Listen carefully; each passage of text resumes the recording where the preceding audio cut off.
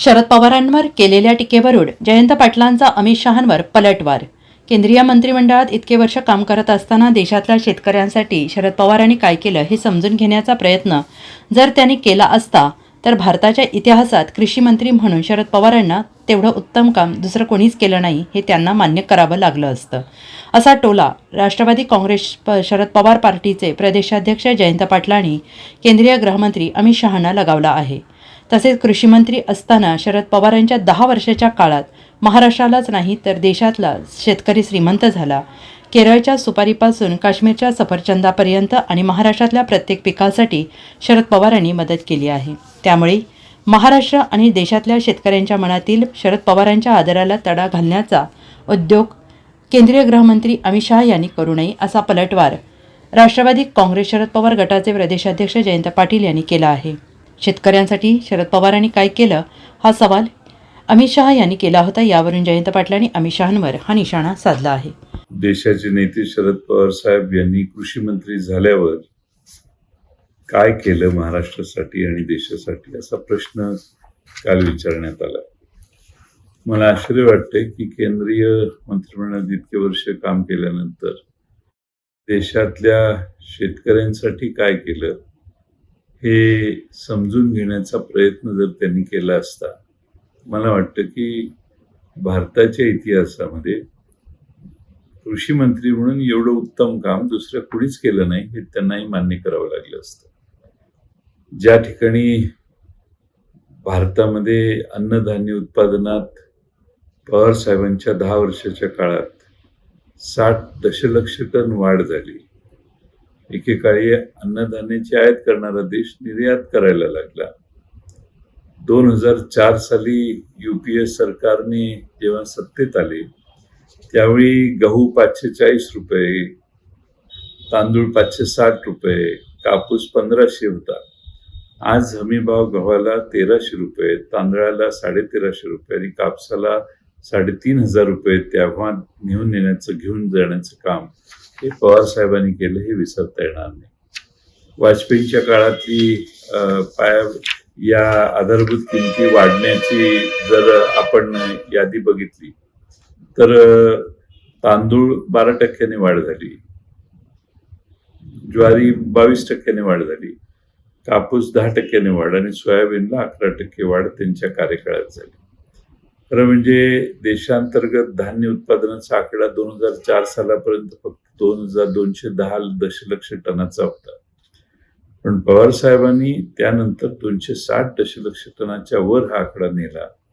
2013 मध्ये इतिहासात पहिल्यांदाच भारताने तांदूळ 100 दशलक्ष टनाची तांदळाची निर्मिती भारताने केली आणि साऱ्या जगाने तेव्हा त्यांची वाहवा केली.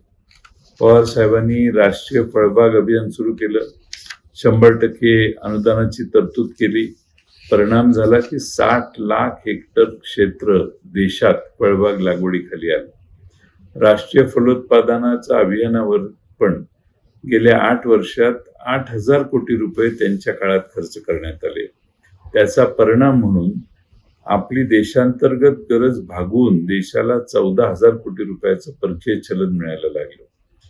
100% अनुदानावर फळबाग लागवड योजना सुरू झाल्या. नॅशनल हॉर्टिकल्चर मिशन पवार साहेबांनी राबवलं.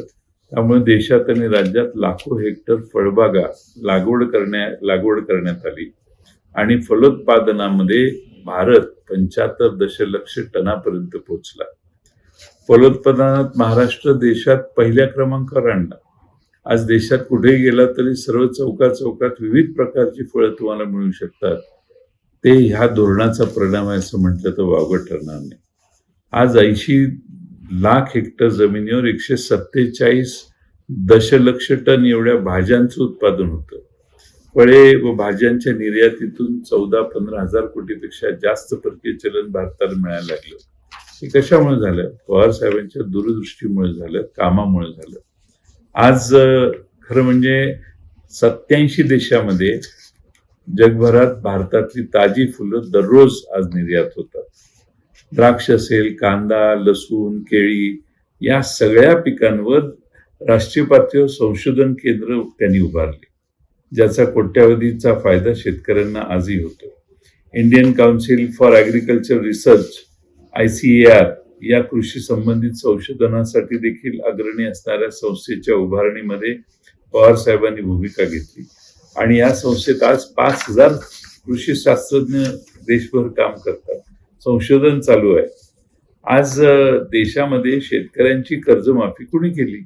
आजही भारतातल्या कानाकोपऱ्यात तुम्ही जर गेला अमित शहाजी, तर तुम्हाला लोक सांगतील की शरद पवार साहेबांच्या पुढाकाराने, मनमोहन सिंगांच्या सरकारने 71,000 कोटी रुपयाची कर्जमाफी तेव्हा शेतकऱ्यांना केली आणि शेतकऱ्याचा सातबारा कोरा करण्याचं काम जर देशात कुणी केलं असेल तर ते शरद पवार यांच्या नेतृत्वाखाली झालं, हे विसरता येणार नाही.